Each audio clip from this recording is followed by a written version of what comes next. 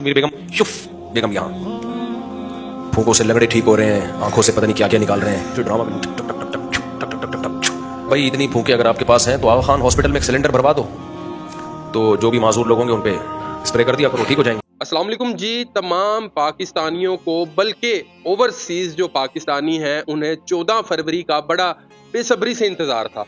और इंतज़ार था कि कब 14 तारीख आए और दूध का दूध और पानी का पानी हो जाए। लेकिन ये जो हुआ है सारा निज़ाम, जितनी भी वीडियोस बनी हैं, इकरार भाई को मज़ा नहीं आया। फर्स्ट ऑफ ऑल मैं आपको यहाँ पे ये बताता हूँ, आपकी जो वीडियोस देखी हैं वहाँ पे आप बता रहे हैं जी कि हमें 4 घंटे तक जो है यरगमाल बनाया गया। देखें, आपकी इतनी फैन फॉलोइंग है पाकिस्तान में, आप कोई छोटे मोटे एंकर नहीं है। आपका एक नाम है, आपका एक स्टेटस है, आपका एक लेवल है।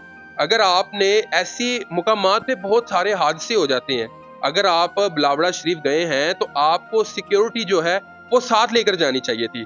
अब आप कह रहे हैं जी मेरी टीम मेरे साथ है जो कि आपको प्रोटेक्ट कर रही है। प्रोटेक्ट करना और सिक्योरिटी में ये बहुत ज़्यादा फ़र्क होता है। अगर आप जैसे हर प्रोग्राम में करते हैं, जो मौके पे जो थाना होता है वहाँ की जो पुलिस है वो आपके साथ जाती है, यहाँ पर भी अगर ऐसा किया जाता तो मैं कहता हूँ कि ये जो वाकया सारा हुआ है ये होना ही नहीं था। और दूसरा ये है कि आप 4 घंटे वहाँ पे इंतज़ार करते रहे हैं, बैठे रहे हैं, वो अपने कामों में लगे रहे हैं। आपका एक लेवल है, आपको वहाँ पे इंतज़ार करने की ज़रूरत ही नहीं थी। आप सिंपली जाते वहां पे और एक रूम में बैठकर जो आपकी बातचीत, दुनिया के सामने क्या किसी को दिखाना। वहां पे हजारों की तादाद से लोग थे, ना तो आप जो बात कर रहे थे ना तो वो समझ आ रही थी, और ना ही वो क्या आंसर दे रहे थे, ना तो जो है उनकी पीर साहब की समझ आ रही थी। तो कोई भी किसी को समझ नहीं आए। आप अब अपनी जगह पे सच्चे हो गए हैं, वो बंदा है वो अपनी जगह पे सच्चा हो गया है। तो मुझे तो इस चीज की बिल्कुल भी समझ नहीं आई। आप आकर वीडियो बना रहे हैं जी, हमने ये कर दिया, हमने वो कर दिया, हमने उसको एक्सपोज कर दिया। वाकई मानते हैं जो सवालात आपने किए हैं वो कोई भी एक चीज जो है वो साबित नहीं कर सके, और ना ही वो चीज साबित कर सके हैं कि वो आंखों से या मुंह से कील किस तरीके से निकालते हैं। लेकिन ये जो सारा वहाँ का इन्वायरमेंट था ये बिल्कुल ऐसा नहीं होना चाहिए था। अब वो भी एक बड़ी शख्सियत है, आप भी पाकिस्तान के जाने माने बंदे हैं, तो ऐसा बिल्कुल भी नहीं होना चाहिए था। एक सेपरेट रूम होता, वहां पे कैमरे चल रहे होते, प्रॉपर लाइट होती, आप बैठे होते, आपकी टीम बैक पे खड़ी होती, जो भी सवालात थे वहां बैठकर किए जाते। अब वहां पे हक खतीब साहब जो हैं वो लोगों को इश्तियाल दिलवा रहे हैं, नारे लगवा रहे हैं, नारेबाजी हो रही है। अल्लाह ना करता कि अगर वहां पे किसी को कुछ भी हो जाता।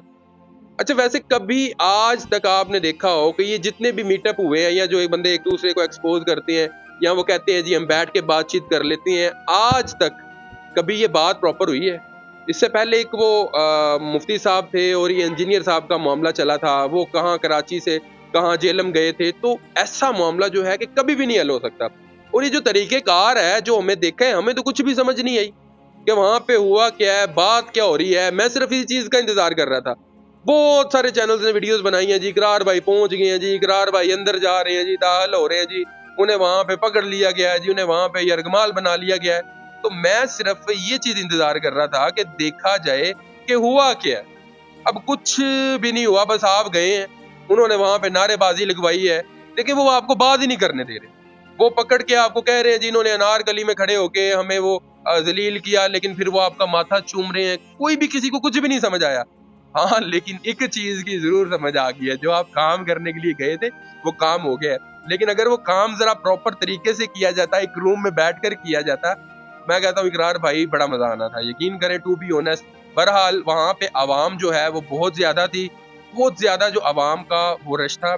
ऐसी बातें हैं जब कोई किसी को जब कोई किसी के ऊपर इल्जाम लगाता है या किसी का मीटअप होता है, ठीक है।